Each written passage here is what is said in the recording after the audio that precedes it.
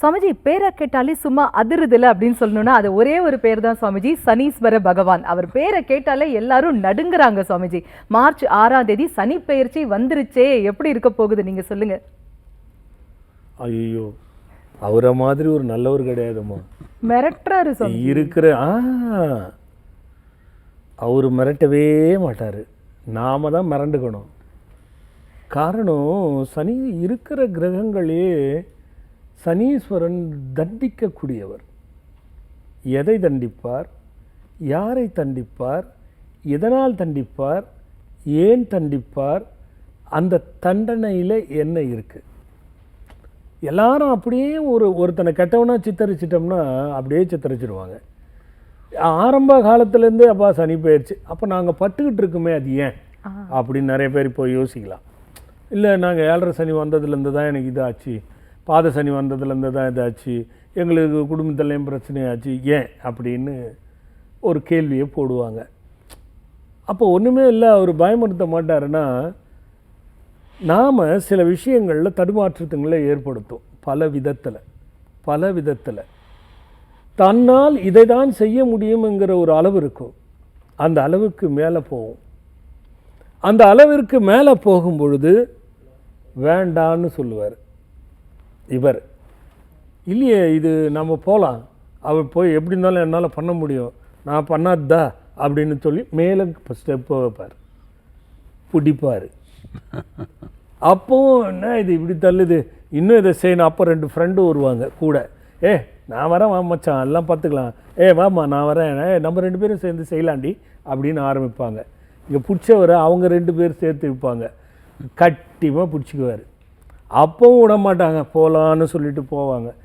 இதுங்க திருந்தாது, பிடிச்சி பார்த்தாலும் திருந்தலை, கட்டி அணைச்சி பார்த்தாலும் திருந்தலை, இதை உதச்சாத்தான் திருந்தோம், இதை உத கொடுக்கணும்னு யாரெல்லாம் இழுத்து பிடிச்சானோ அவனுக்கும் ஆப்பு, இவங்களுக்கும் பெருசாக ஆப்பு வச்சு உதன்னு உதப்பார்.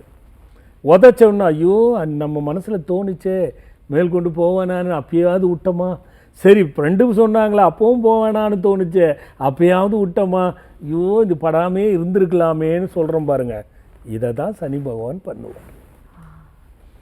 இது தெரியாமல் நாம் வரும்பொழுது நாம் தினமும் செய்து கொண்டு இருக்கக்கூடிய செயலில் நிச்சயமாக நாம் புதுசாக புகுத்தப்படும் பொழுது அல்லது புது முயற்சிகளை மேற்கொள்ளும் பொழுது கவனம் இல்லாமல் உன்னால் இயலாமல் இன்னொருத்தரை நம்பி நீ செயல்படுறன்னா உனக்கு அறிவை மூன்று முறை சொல்லுவார்.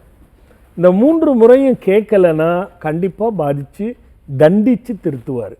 தண்டித்து திருத்தலைன்னா தரமட்டம் ஆக்கி விட்டுட்டு போயிடுவார். அவ்வளோதான். நீதிக்கு அரசன் நீதிபதி அவர்தான் இருக்கிறதுலையே சனி பகவான். ஆனால் இந்த பயிற்சிகளில் நான் வேதனைப்படுறேன் அப்படின்னும் பொழுது ஒரு விஷயத்தை இவங்க ரொம்ப நாளாக பேசிக்கிட்டு இருக்கும் பொழுது இது வரும்பொழுது தான் அது நடக்கிறதுக்கான வாய்ப்புகள் கண்ணுக்கு வரும். அது செய்யும் பொழுது அதில் மாட்டிக்கிட்டதுனால இது பாதிச்சிருச்சு அப்படின்னு.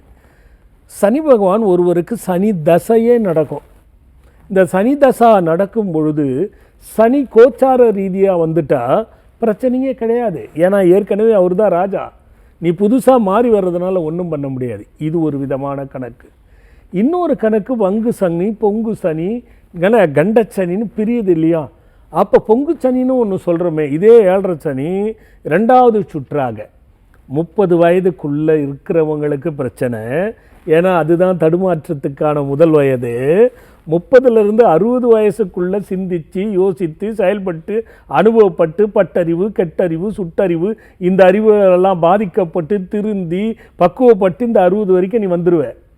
அப்போ இந்த 60 வயசுக்கு மேலே தள்ளாத பொழுது நம்மால் இயலவில்லையே இந்த எண்ணத்திலேயே தடுமாறுவேன். அந்த தடுமாறும் பொழுது என்ன ஆகும், உடம்பு கொடுத்து படுக்க வச்சு புத்தியை புகுட்டுறதுக்கான சூழ்நிலை கொடுக்கும். ஆக இடைப்பட்ட இதில் பொங்கு சனியாகவும் நம்ம சொல்கிறோமே. அப்போ அந்த இதுலேயே அந்த வேறுபாடு எங்கிருந்து வந்தது? இந்த பொங்கு சனி கொடுத்துச்சுன்னா எங்கேயோ கொண்டு போய் வச்சுருவார். எல்லாத்துலேயும் சொத்து சம்பாதிக்கலாம், எல்லா தசாநாதன்லேயும் சொத்து சம்பாதிக்கலாம் வரும். ஆனால் 7 ஜென்மத்துக்கும் அதாவது சந்ததியருக்குள்ள செல்வம் நிற்கிது அப்படின்னா சனி தசையில் வருகின்ற வருமானமும் சொத்துகளும் தான் எந்த ஜென்மத்திலையும் அழியாத சொத்தா பேரை சொல்லும்.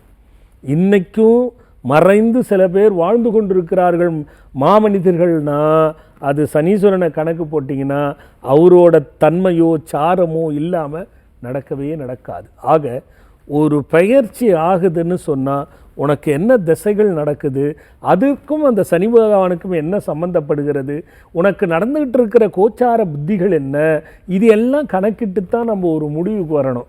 சும்மா எடுத்தோடனே குற்றாம்போக்கில் சனி பகவான் வந்துட்டார் அப்படின்னு நம்ம பயப்பட முடியாது.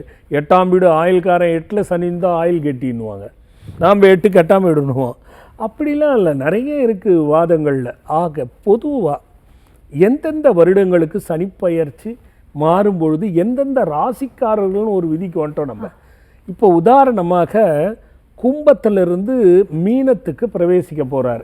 இந்த 6ஆம் தேதி காலை 8:26க்கு சுமார் மாற போகிறார். அப்போது மீனராசிக்கு போயிட்டாருன்னா கும்பராசி 12ஆம் வீடாக வந்துடும், விரயச்சனி அப்படின்னு வந்துடும். அப்போ கும்பராசிக்காரர்களுக்கெல்லாம் விரயமாகுமானா சொத்து வாங்கி அவரே போடுவார். அது விரயன்னு எப்படி சொல்லுவீங்க? சுப காணாதையா போயிட போது இல்லை இல்லையா, 10 லட்ச ரூபாய் கையில் வச்சுருப்பார், மேற்கொண்டு 20 லட்ச ரூபாய் கடன் வாங்கி ஒரு சொத்தை வாங்குவார்.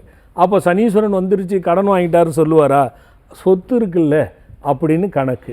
இதே மேஷராசி எடுத்துக்கிட்டிங்கன்னா 12ல் வந்துடும், அந்த மீனம் என்பது 12ஆம் வீடாக வந்துடும். இப்போது இங்கேக்கும் அங்கேக்குமே நம்ம கணக்கு போடலாம். மீனத்தில் உட்கார்ந்த சனிக்கு 12 கும்பம், அந்த கும்பராசிக்கு 2ஆம் வீடாக போயிடுறதுனால சொத்து சேரும், ஜீவனம் நல்லா இருக்கும் அப்படின்னு பொருள். ஏன்னா கும்பத்தில் இருக்கிறவர் தான் மீனத்துக்கு போகிறார். அப்போ கும்பராசிக்கு 2ஆம் வீட்டிற்கு சனி வருகிறார். சனி வரும்பொழுது நல்லா இருக்குன்னு சொல்கிறோம். இதே மேஷராசி எடுத்தால் 12 விரயத்தில் நம்ம சொன்ன கணக்கு. இந்த 10 லட்ச ரூபாய் கையில் வச்சுக்கிட்டு 20 லட்ச ரூபாய் போட்டு வாங்குறாருன்றமே அது வந்து மேஷராசிக்கு உடையது. இப்படி ராசிகள் இதே ரிஷபனத்தை 11ஆம் வீட்டுக்கு வந்துட்டார். ஏம்பா 3, 6, 11 சனி இருக்க பிறந்தவன் பெரிய யோகக்காரன். கோச்சாரத்தில் 11ல் சனி யோகமாக இருப்பன்னா நிச்சயமாக ஒருத்தர் எடுத்து போய் வீடு அடமானம் வச்சுருப்பார். அதில் ஒன்றும் மாற்று கருத்து இல்லை. அவருக்கு என்ன தசாநாதன் நடக்குதுன்னு தெரியாது. எப்பவுமே ஒரு விஷயம் நடக்குதுன்னா தசாநாதனுக்கு இருக்கிற வலுவுக்கு அப்புறம்தான் கோச்சாரநாதர்களுக்கு உண்டு. ஏன்னா ஒருவரே இப்படியும் வருவார் அப்படியும் வருவார். இது ஜாதக ஆளுமை, அது வேறு விஷயம். பொதுவாக ஜீவனம் நன்றாக இருக்கும், பொதுவாக பெரிய பிரச்சனைகள் எதுவும் இருக்காது. சில மாற்றங்கள் நீங்கள் எந்தெந்த விஷயத்தில் எதிர்பார்க்குறீங்களோ அதில் இருக்கும். அதே நேரத்தில் சில பிரச்சனைகளும் உண்டு. ஏன்னா நான் ஏற்கனவே சில விஷயங்களை சொல்லியிருக்கேன். 18ஆம் தேதி இந்த கிரகங்கள் கூட்டு சேர்க்கை இருக்குது அப்படிங்கிற வகையில் சில பிரச்சனைகள் வரப்போது சொல்லியிருக்கேன்.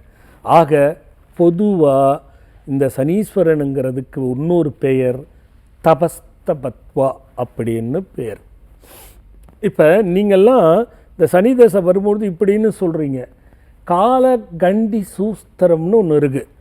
இந்த காலகண்டி சூஸ்திரத்தில் கோச்சார ரீதியாக சனி பகவான் 7.5 வரும்பொழுது நிறைய சாதகங்கள் நிறைய விஷயங்களை பண்ணோம்னா மிகப்பெரிய வெற்றியை தரும் அப்படிங்கிறது அது உள்ளே இருக்கக்கூடிய ரகசியம்.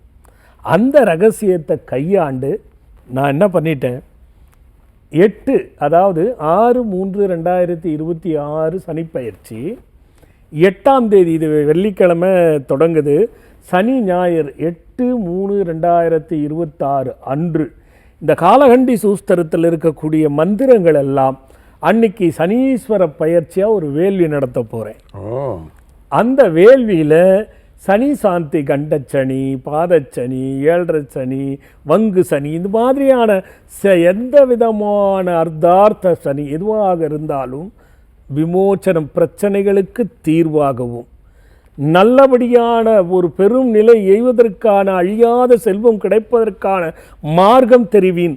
அதை எளிதில் கிடைக்கப் பெற்று ஏற்கனவே நடந்திருந்த அதை மேலும் யோகமாக்குகின்ற அனைத்து ராசிக்கும், ஒரு ராசிக்கு கிடையாது, அனைத்து ராசிக்கும். உதாரணத்துக்கு வன்னி மரம் இருக்குடா கண்ணு. இந்த வன்னி மரம் வந்து சனீஸ்வரனுக்கு உடையது.